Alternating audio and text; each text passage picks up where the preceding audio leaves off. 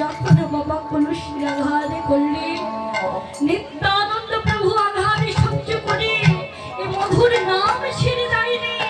মধুর নাম বলিতে বলিতে বলেছে, জগাই মেরেছ মেরেছ কোনো শিয়ারি কানা, তবু কি আমি বলো প্রেম দেব না। তুমি আমাকে আঘাত করো, তাতে আমার কোনো দুঃখ নাই। তুমি আমার দেহ থেকে রক্ত ঝরিয়েছ, তাতে আমার কোনো দুঃখ নাই। কিন্তু একবার হরিবল বলে কাঁদো, একবার হরিবল বলে কাঁদো। দেখো না, হরিবল বলে কাঁদলেই প্রভুর কৃপা হবে।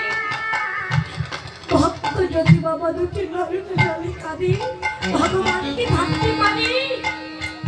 মহাপ্রভু শুনতে পেয়েছি আমার ভক্ত দুটি নয়ন জলে কাঁদছে, শুনে এসে দেখেছে প্রভু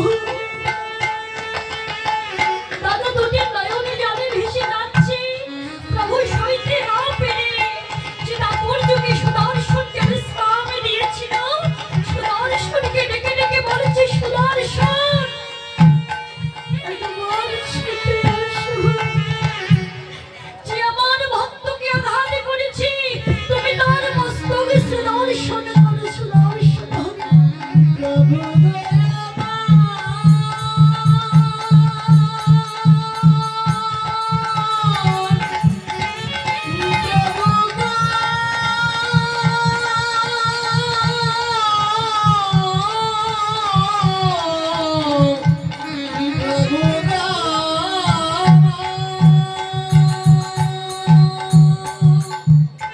নিত্যানন্দ প্রভু ডেকে ডেকে বলেছে, আরে ওরে, আরে ও ভাই, তুই কেন মারবি? আঘাত যদি করতে হয় আমি করব। শ্রীমান মহাপ্রভু এমন ভাব ভক্তি দর্শন করে নিত্যানন্দ প্রভুকে ডেকে বলেছে, দাদা ইহ জগতে বৈষ্ণব হতে হৃদয়ে জেনেছিল পরশার, তৃণদপে ষোলকে কি জন্মের মতো করে গেলাম। দাদা আমার তো হলো না, তাতে আমার কোনো দুঃখ না। দাদা আমি অন্য আর কিছু চাই না। দাদা গো, তোমার চরণে জানিয়ে রাখি, এর পরবর্তীতে যদি আমার কোনো জন্ম হয়, যেন দাদা তোমার মধুর সঙ্গ সঙ্গ ছাড়া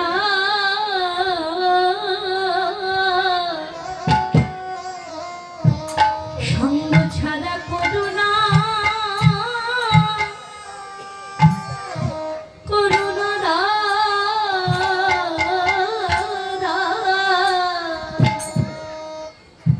দাদা গো,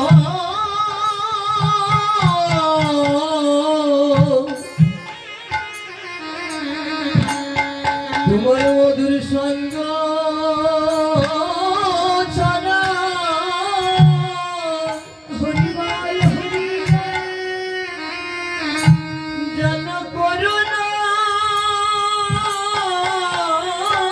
দাদা। হরি শুধুই জানে বিনয়,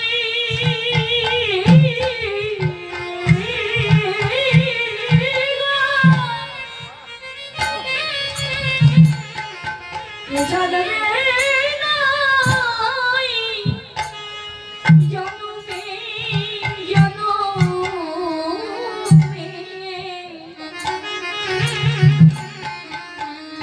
তোমার সঙ্গ ছাড়া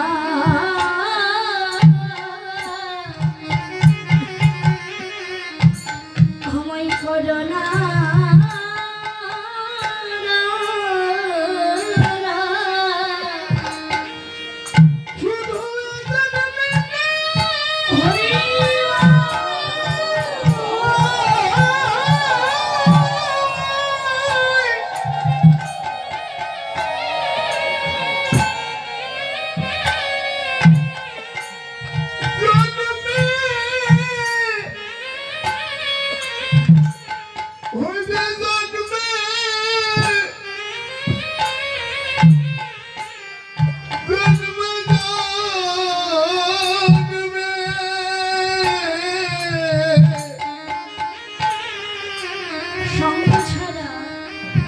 তোমার সঙ্গ ছাড়া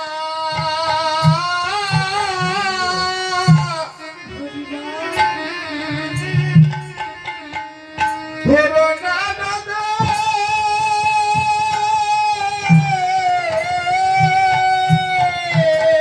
হিয়ামতে ভাই জানে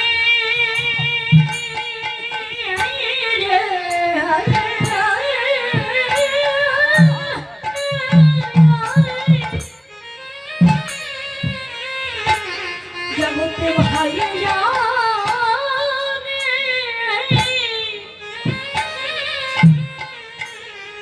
ওরে ভাইয়ের ব্যথা ভাই ছাড়া আর কেউ জানে না।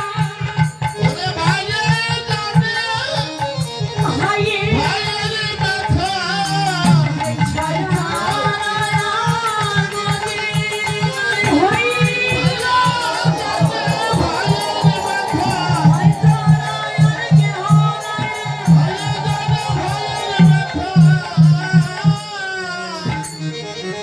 জগতে ভাই ছাড়া আর কেহ নাই রে।